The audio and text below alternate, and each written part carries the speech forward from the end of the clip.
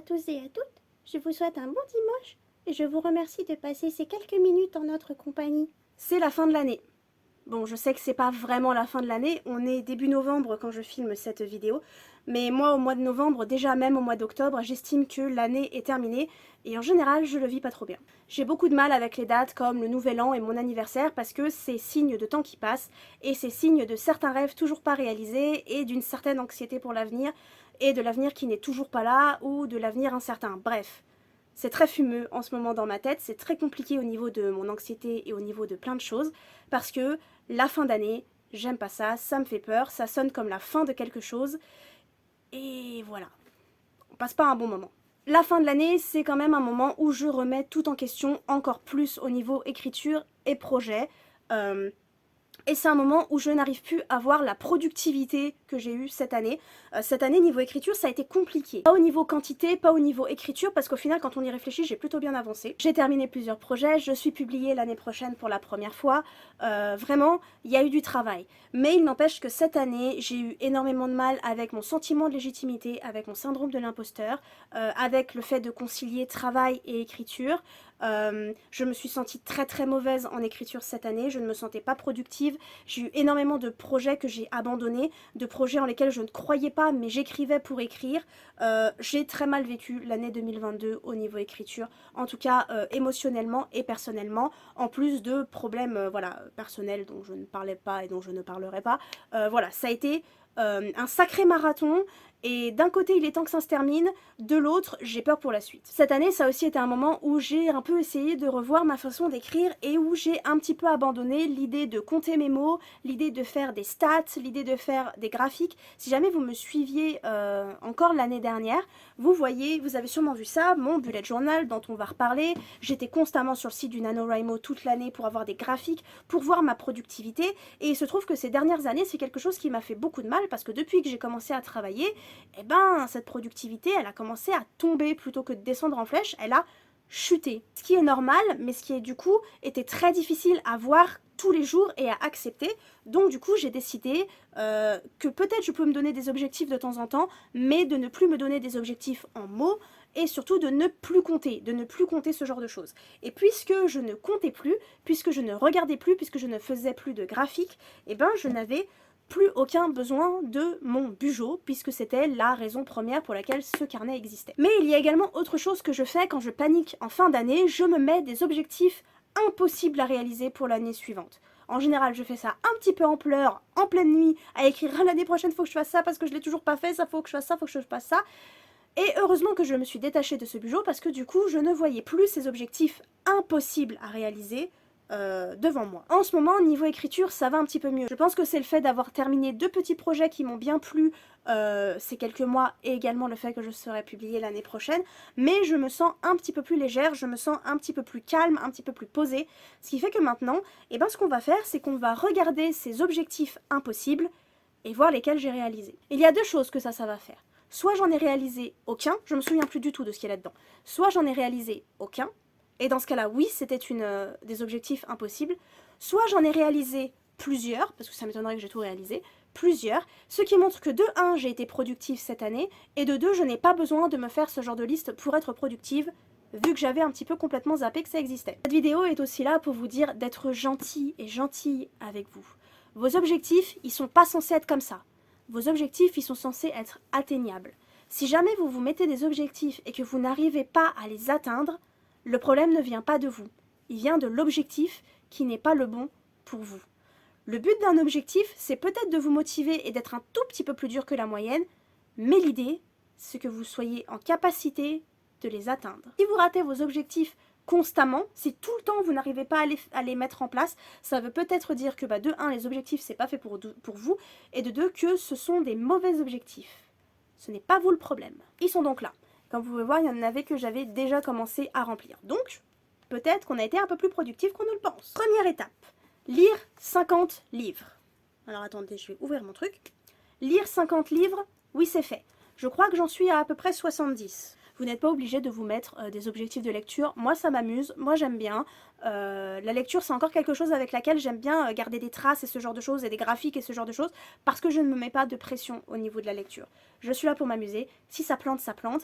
Je suis aussi au courant que c'est plus facile pour moi parce que travaillant dans le monde du livre, eh ben, j'ai plus facilement accès à des bouquins.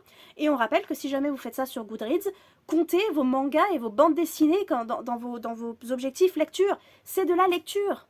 Et vous allez voir qu'en faisant ça, ça monte, mais à une vitesse. Avoir tenu 1 an de plus sur Duolingo, bon ça je peux pas dire si je vais y arriver ou pas parce qu'il reste encore 2 mois, mais ça m'a l'air bien parti. Ensuite, il y avait quelques objectifs à propos de Rajo. Je sais pas si vous vous souvenez, l'année dernière, presque 1 an d'ailleurs, dans le mois prochain ça fera 1 an, j'ai été rencontrer Rajo au sujet de mon roman de zombies et dans l'idée de peut-être faire publier mon roman de zombies chez eux. Ça a été une super expérience.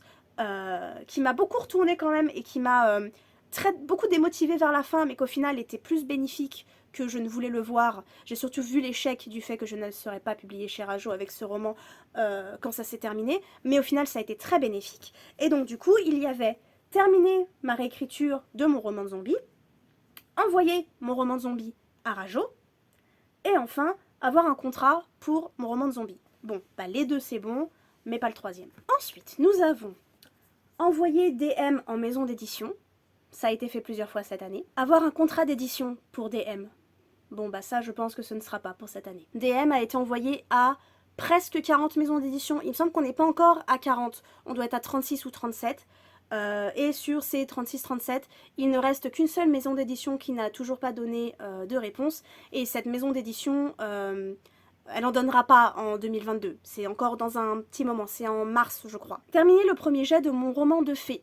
Alors ça va être compliqué, parce qu'il se trouve que mon roman de fées, je viens à peine de me remettre dessus. J'ai commencé courant octobre, mon roman de fées, je vous en parlerai peut-être un peu plus en profondeur, je sais pas encore. C'est un roman que j'ai abandonné en 2020, vous avez peut-être des vlogs là-dessus, je me souviens pas si j'ai fait des vlogs sur ce projet-là. Et ça fait depuis début 2022 que je dis que je vais retravailler ce projet. J'avais essayé en début 2022 et j'avais pas réussi au bout du premier chapitre, déjà j'avais envie de m'arracher les cheveux. Donc j'ai repris ça, j'ai réussi à prendre mon courage à deux mains et à reprendre ça le mois dernier. Donc le mois dernier j'ai fait toute une relecture des 11 chapitres déjà existants et maintenant c'est le NaNoWriMo au moment où je filme cette vidéo et donc je me sers de ce NaNoWriMo pour me remettre dans l'écriture de ce projet. Donc terminer la réécriture, le premier jet et terminer la réécriture de ce projet, c'est pas pour aujourd'hui. Parce que même si je parviens à finir le premier jet avant fin 2022, 2023, début 2023, il n'y aura pas de réécriture entre temps, faut se calmer quand même. Terminer la première réécriture de mon roman de sirène. Ça j'avais commencé aussi en début d'année. Et je sais plus pourquoi j'ai arrêté. Moralement j'étais pas dedans. Et quand moralement t'es pas dedans, ça se passe pas bien. Donc ça sera pour 2023 peut-être. Ensuite, il y avait participé à plus de 5 appels à texte ou concours dans l'année. Je sais pas si je l'ai pas fait ça. Combien d'appels à texte et à concours j'ai participé dans l'année J'en ai pas participé à autant que ça je crois. Il y a eu l'école d'écriture 2.0, ça c'est pas fait. IBI, j'ai toujours pas eu les réponses. Octoquill. Ouais, il y a eu Octoquill, là, en fin d'année. Screenéo, c'était pas vraiment un appel à texte que j'ai envoyé à Screenéo, c'était la réouverture des soumissions. Grund. J'ai participé à un concours de Grund. J'ai l'impression qu'il en manque un, mais j'arrive pas à voir ce que c'est. On va dire 4. Pas plus de 5, mais 4. 4, c'est déjà pas mal. Brajlon. Brajlon, le 5e. 5. Pas plus de 5, mais 5. Continuez la chaîne YouTube. Salut. D'ailleurs, je sais pas si je l'ai écrit, mais entre-temps, j'ai lancé une deuxième chaîne YouTube. Ça peut être un super objectif, ça aussi. En mars dernier, j'ai lancé une chaîne gaming qui ne marche absolument pas, mais qui existe. Alors là, on a des objectifs doubles, c'est-à-dire participer au Camp NaNoWriMo d'avril, plus une victoire. On a participé au Camp NaNoWriMo d'avril, mais on s'est planté misérablement. Ensuite, il y a celui de juillet, on n'y a même pas participé. Et enfin, celui de novembre, on est le 2 novembre actuellement. Donc oui, j'y participe plus ou moins, mais c'est peut-être un petit peu tôt pour en parler. Ensuite, on arrive à LAELV. J'avais complètement oublié que j'avais prévu de bosser sur LAELV. Complètement. Donc du coup, terminer sa première réécriture, c'est fait. Trouver un meilleur titre, c'est fait. Parce qu'elle s'appelait pas LAELV en début d'année. Elle avait un titre de merde d'ailleurs, cette histoire. Envoyer un texte en bêta lecture, c'est LAELV qui s'est retrouvé dans une super bêta lecture. et à laquelle du coup j'ai fait une deuxième réécriture et un envoi en maison d'édition. Et enfin, il y avait envoyer un deuxième texte, un troisième texte, quatrième texte, cinquième texte ou plus de 5 textes en bêta lecture. Non, on s'est arrêté à l'AELV cette année. Et il y a commencé la chaîne gaming. Je vais pouvoir surligner un autre truc. J'en ai raté un, il y avait commencé premier jet d'un nouveau projet. Ça aussi je l'ai fait. Alors cette liste était très certainement impossible, mais ce que j'en ai réalisé, ça me paraît déjà énorme, vraiment beaucoup. C'est la même chose, énorme et vraiment beaucoup. Et très bien, et comme quoi je n'avais sûrement pas besoin de ça. Du coup, de tête, est-ce qu'on peut essayer de parler de ce que j'ai fait cette année? On oublie les objectifs. Qu'est-ce que j'ai fait cette année? Cette année, j'ai commencé plusieurs projets qui ont été complètement abandonnés, parce que vraiment ça ne fonctionnait pas. Et au final, c'est le fait que ces projets ne fonctionnaient pas qui m'ont mis un sacré poids sur le cœur et les épaules, et qui m'ont fait oublier tout ce qui a fonctionné cette année. J'ai envoyé des M à plusieurs maisons d'édition. Ok, ça n'a pas eu de réponse. Mon surligneur vient de se casser la figure. Ça n'a pas eu de réponse positive, mais au moins je l'ai fait. Je l'ai fait moins que l'année dernière, mais je l'ai fait. J'ai envoyé mon roman de zombies à Rajo. J'ai discuté de mon roman de zombies à Rajo. Même si je n'ai pas été publié, je me suis rapprochée un petit peu plus d'une victoire parce que, il y a eu une petite discussion autour de ça. DM aussi a été assez proche cette année d'une publication, mais ça ne s'est pas fait. C'était pas ma décision. J'ai commencé à faire des lives sur Instagram aussi une fois de temps en temps. C'est une petite victoire. J'ai terminé la réécriture de LAELV.